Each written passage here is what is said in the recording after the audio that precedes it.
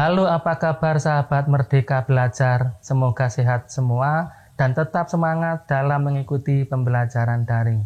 Pada video kali ini, kita akan membahas materi tentang sumber daya yang dibutuhkan produk sistem teknik. Agar lebih paham pada materi ini, jangan skip video ini, simak terus video ini dari awal hingga akhir. Langsung saja ke pembahasannya.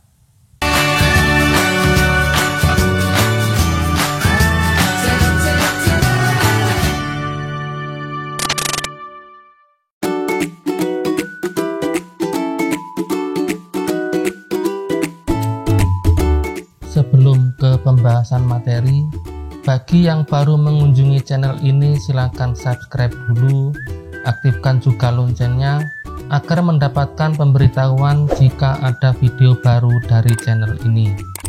Like jika suka dengan video ini dan share ke teman jika merasa video ini bermanfaat. Pada video sebelumnya, kita sudah membahas materi tentang ide dan peluang usaha produk sistem teknik.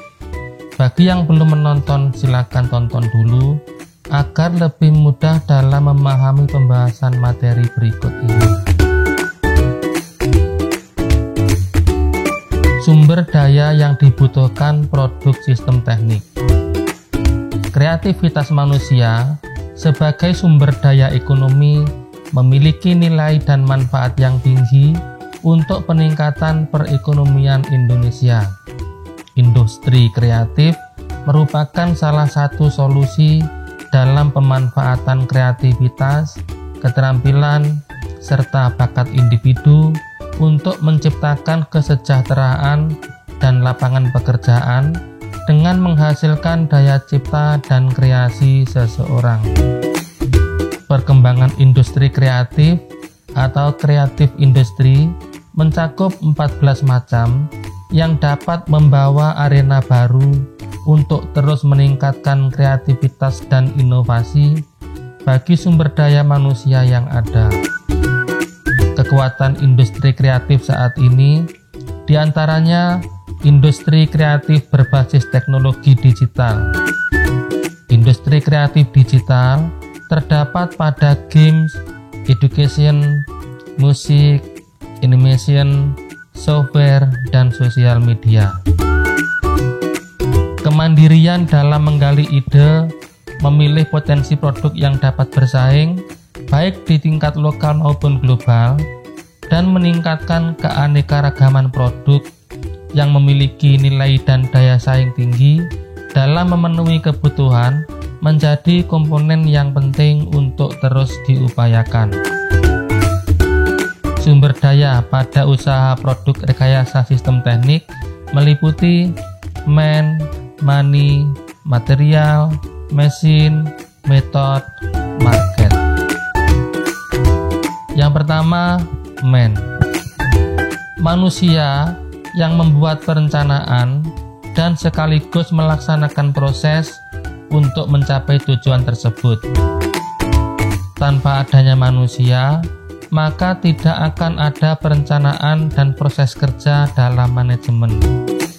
Bahkan, dalam dunia yang serba otomatis, tidak ada organisasi manapun yang dapat berkembang tanpa sumber daya manusia.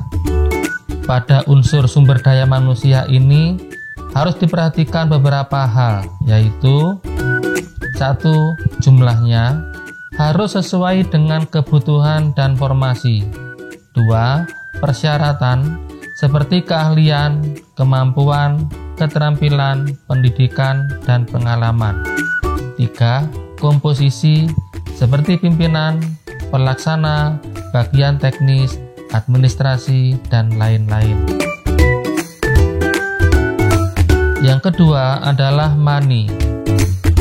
Untuk menjalankan aktivitasnya, manajemen membutuhkan biaya baik untuk pembelian dan perawatan alat-alat, pembelian bahan baku atau material, pembayaran gaji tenaga kerja, dan lain sebagainya.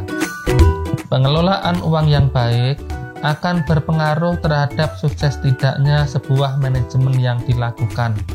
Oleh karena itu, pengelolaan uang harus dilakukan secara rasional agar tujuan yang telah ditetapkan bisa tercapai. Yang ketiga, material. Untuk memproduksi suatu barang, perusahaan membutuhkan bahan baku. Ketersediaan bahan baku sangat vital dalam proses produksi, baik berupa bahan setengah jadi maupun bahan jadi.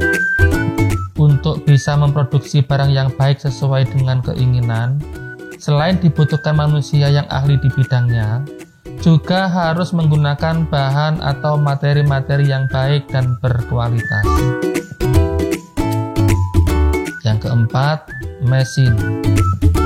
Mesin digunakan dalam proses pengolahan bahan baku menjadi barang jadi.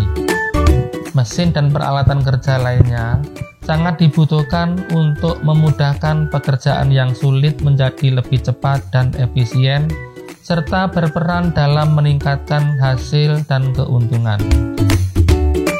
Penggunaan mesin semakin canggih dan modern, sehingga bisa meminimalisir kesalahan dalam proses produksi dan pekerjaan menjadi lebih efisien dan efektif dengan hasil lebih banyak. Yang kelima, metode. Dalam manajemen, diperlukan adanya beberapa metode untuk menentukan bagaimana suatu pekerjaan dapat dilakukan. Serangkaian prosedur dan instruksi ditetapkan dengan mempertimbangkan pada tujuan yang hendak dicapai, fasilitas yang tersedia, waktu, uang, dan kegiatan bisnis.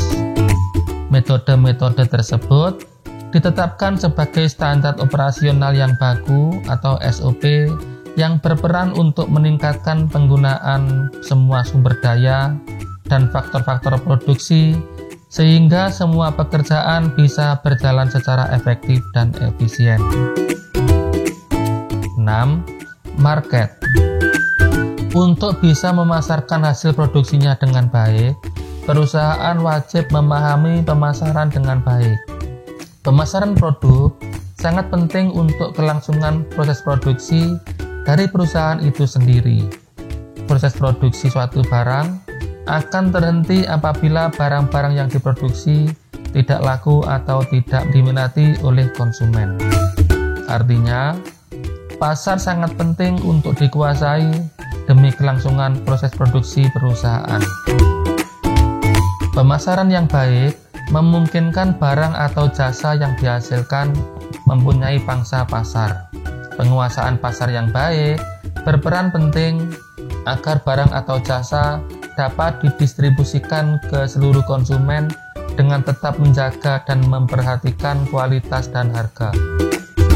Hal ini dilakukan dalam rangka untuk memuaskan kebutuhan konsumen dan mencapai tujuan perusahaan. Barang atau jasa yang berkualitas rendah dengan harga yang relatif mahal tidak akan dibeli konsumen.